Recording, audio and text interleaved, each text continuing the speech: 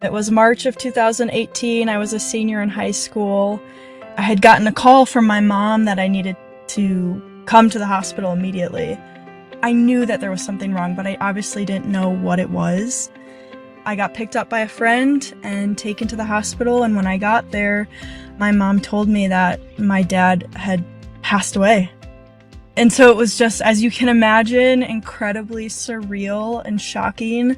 He had gone to a gas station, started having some issues, and was rushed in an ambulance there.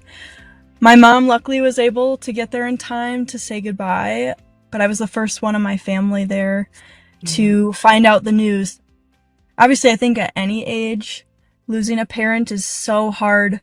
But I think 18, you're just really starting to find your footing in the world. Yes. And figure out who you are as a person. And so it just really rocked my world as I was getting ready to graduate and start college in the fall. The biggest realization I had, and I think early on, was grief is like the dollar bill that's in your back pocket, and you put it through the wash, and then when you take it out, it's softer. In my experience, that's exactly what it feels like now. When I compare my grief now to that first year, it's definitely softer, but it weighs the same and it has the same value, and it affects my life just as much, but Mm-hmm. it almost feels more subtle. And so it's still there. It's still in my back Yeah. pocket. I'll pull it out and it's with me everywhere I go. But A little softer. I've never heard that before, and I love it. I yeah, can see why you do too. the most important thing in life is how you spend your time and who you spend it with. I really felt like it just boiled down to that. And as someone who was a chronic people pleaser for most of my life and just allowed myself to get really stressed and anxious and worked up about so many minuscule things, I feel like the loss really made a lot of space in my life to just focus on the things that matter.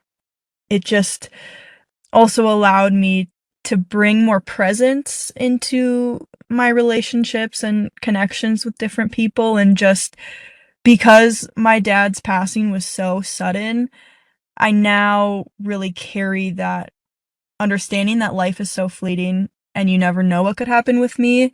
And I sort of approach every relationship and conversation like it could be your last.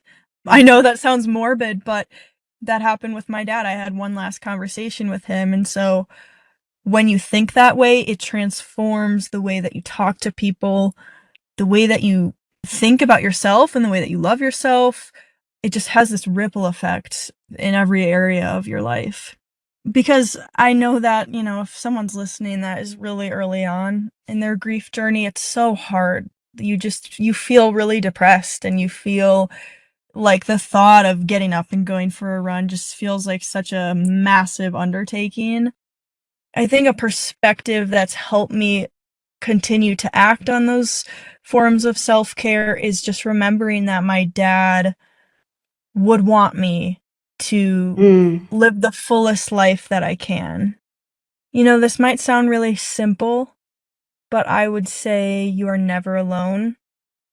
I just know that there are times where grief can feel so, so, so lonely.